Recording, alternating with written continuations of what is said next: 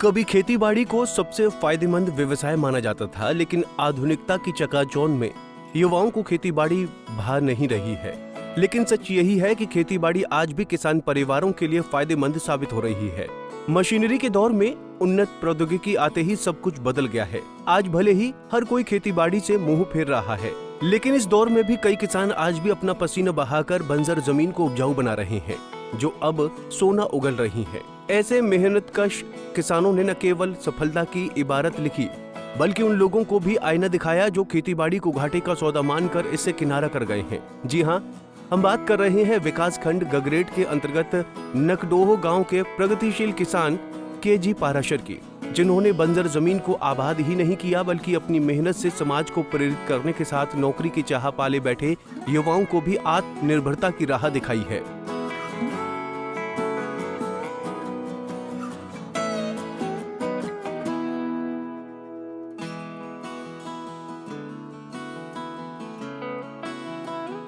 KG Parashar बताते हैं कि 1980 के दशक में उन्होंने खड्ड किनारे करीब 200 कनाल का रकबा 36,000 में खरीदा था। समूचा रकबा सरकंडों से भरा बंजर उबड़ खाबड़ था।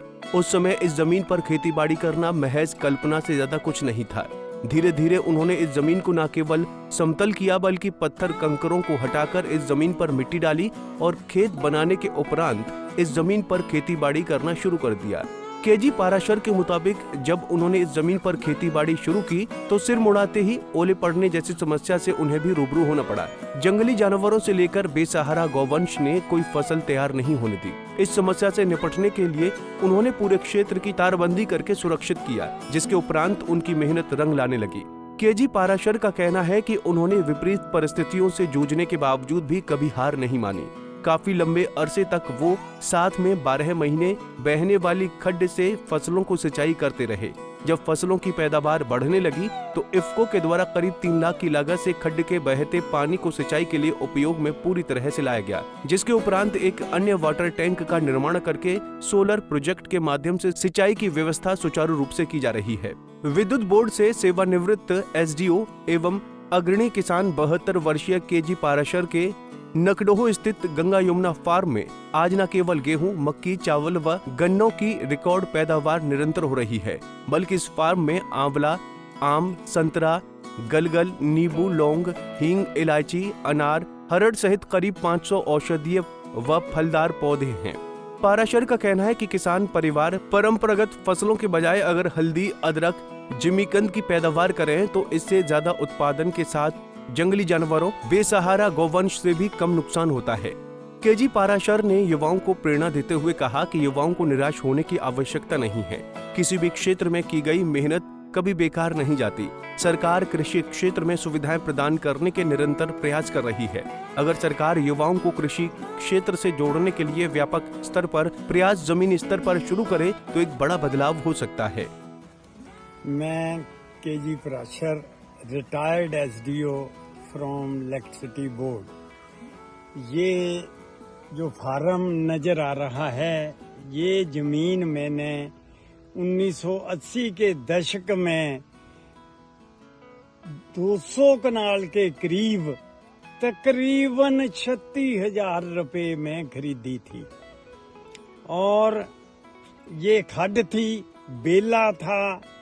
फिर मैंने इस पर मेहनत करके धीरे धीरे इसके खेत बनाए, मिट्टी डाली बाहर से लाकर, सारे औषधीय किस्म के और फलदार पौधे लगाए। तकरीबन 500 पौधा लगाया हुआ है, जिसमें आंवला भी है, आम भी है, गलगल भी है, नींबू भी है, लौंग भी है, हींग भी है, इलायची भी है, अनार भी है, हरड़ भी है। ये सारे पौधे मैंने इस फार्म में लगाए हुए हैं और ये सब फल देते हैं। और जो बीच में जमीन है, साइडों में पौधे हैं, बीच में जमीन जो है उस पर मैं खेतीबाड़ी करता हूँ। लगभग 70-80 बोरियां मैं कणक की निकाल लेता हूँ। आज के इस दौर में युवा पीढ़ी खेती से विमुख होती जा रही है।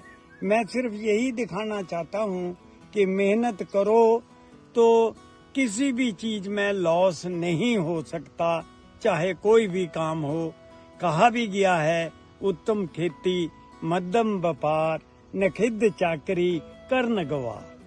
अगर थोड़ा सा सरकार भी ध्यान दे रही है और ध्यान दे, किसानों के लिए और सहूलतें पैदा करे, तो हमारा जो युवा वर्ग है वो बीएससी एग्रीकल्चर करके भी खेती की तरफ मुड़ सकते हैं, जो कि आज बीएससी एग्रीकल्चर करने के बाद नौकरी की तलाश में चले जाते हैं। अगर वो खुद खेती करें तो अच्छा प्रॉफिट कमा सकते हैं। इसमें बहुत सारी ऐसी चीजें हैं जिसमें पशु पक्षी भी नुकसान नहीं करते, जैसे हल्दी है, अदरक है, जिमीकंद है। ये सारी चीजें यहाँ इस एरिया में नॉन ट्रेडिशनल हैं, कोई उगाता नहीं है, कम उगाते हैं। अगर नॉन ट्रेडिशनल से हटकर नॉन ट्रेडिशनल की तरफ को ध्यान दिया जाए तो बहुत सारी चीजें हैं जो प्रॉफिट दे सकती हैं। युवा वर्ग को आज नौकरी की तलाश छोड़कर खेती की ओर अग्रसर होना चाहिए। खेती में कोरोना काल में भी हमारी जीडीपी जो सब तरफ से 0 से भी नीचे चली गई थी, खेती ने उसको 2-2.5% पर बनाए रखा था। हमारी साख कोरोना टाइप में एग्रीकल्चर ने ही बचाई थी जीडीपी के लिए। तो ये अच्छा है, लाहेबंद धंधा है, लेकिन करने के लिए थोड़ी इंसान में जील चाहिए। जैसे मैं अब 72 साल की उम्र में भी इसकी तरफ आकर्षित हो रहा हूँ और इसको अच्छे ढंग से कर रहा हूँ, तो युवा तो मेरे से भी अच्छा कर सकते हैं। पंजाब केसरी टीवी के लिए ऊना से सुरेंद्र शर्मा की रिपोर्ट। हमसे जुड़े रहने के लिए हमारे YouTube चैनल को सब्सक्राइब करें और नई वीडियो की नोटिफिकेशन के लिए बेल आइकॉन को दबाएं। अगर आप ये वीडियो Facebook पर देख रहे हैं तो लाइक जरूर करें और ज्यादा से ज्यादा शेयर करें। इसी तरह के और भी अपडेट्स के लिए फॉलो करें हमारा Instagram पेज himachal.ke।